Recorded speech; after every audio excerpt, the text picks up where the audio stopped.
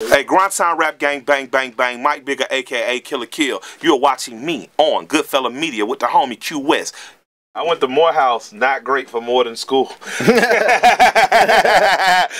is a pretty prestigious school. I know it's beyond. It's an Ivy League. It's, I mean, you know, it's one part of the Black Ivy League. It's definitely a little more than prestigious. Second most famous black person next to Jesus went there, Dr. King. But you know, it was heralded by Dr. Benjamin E. Mays. But there are no girls. And when you're 18, you really need to see girls. Well, fuck starting Atlanta, you normal. We're just gonna keep rolling from right here. So, all right, how long did you go to Morehouse for? I did my first year. You know what I mean? Year and a couple months, and I was like, I gotta go. I want to do music. Not the wisest choice. How mad was mom and grandma? My grandmother still hasn't forgiven me. I gave her a Grammy. I presented her with my Grammy that I won for Best Collab with Big and Dre for the whole world. And, you know, she like Randy Moss. Exactly. She looked me dead in my eyes. She said, "I like it, but it's still not a." She called it a diploma, but she was saying degree. She was like, "Still not a diploma." When do you ever think of going back? I actually got accepted back. I'm going back, but you know, things are kind of moving, so I'm going to have to figure out how to do it online classes, or you know, do the credits during the summers or when I'm not touring or whatever. You know, that's dope, man. You know she's gonna love it if she gets to come to your graduation. Yeah, I want her to. She deserves that. I mean, she raised me, and she didn't raise me to be no rapper. She raised me to, you know, be a college graduate. So I'm gonna honor that, hopefully, before God brings her home to a big house in the sky. You know, it's crazy because you know a lot of people probably don't put those two things together with Killer Mike.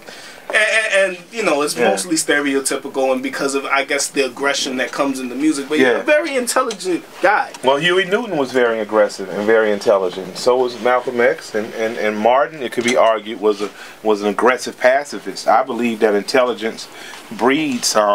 You can't be intelligent and walk around in this world and see the things that are happening and remain quiet. And if you do, then you become evil. You were talking about Atlanta becoming like a big city. Yeah. And that it finally did become a big city, but it wasn't all positive. And then a lot of the negatives came out of the violence and stuff like that.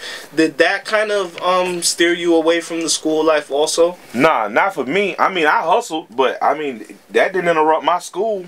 Shit. I mean, I went to class and then I just sold the work after class. So I mean, that wasn't the issue. Like you know, I value education overall, you know. So with me, and I was raised by my grandparents. I didn't have the good fortune of being raised by my parents because they had me as teenagers and they had to go establish themselves in the real world. You know, my mother became a business owner and, you know, later got into some other things. And my father became an Atlanta City police officer. But both, you know, a young woman owning a business, a young police officer, they don't have time to raise a child.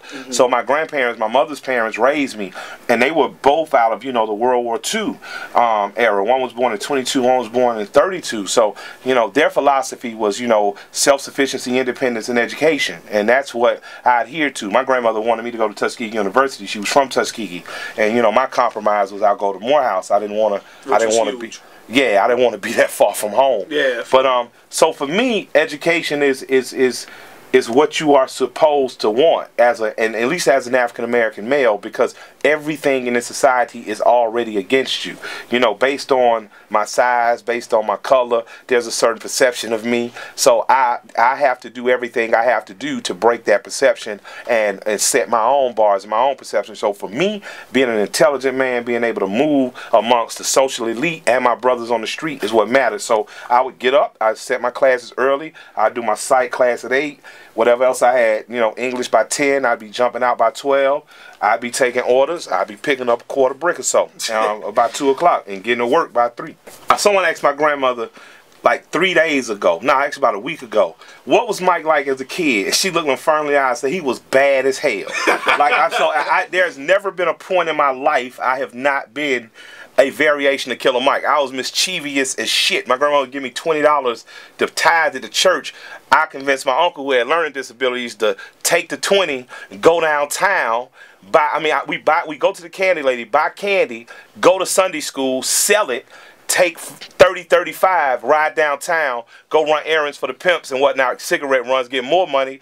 Then we just go ball out at the movies and shit, and then show back up like we went to church. So you are one hustling ass. and I was like 8 years old. But jeez, that is crazy. But that's like I've always been a kid that always wanted more, and I always liked both worlds. I can remember walking out of a little bitty church with my grandma. We went to church on Hollywood Road, Fort Johnson Road, Hollywood Road. So you heard Tip rap about Hollywood Road and them Hollywood holes. Like Hollywood Road ain't so Hollywood.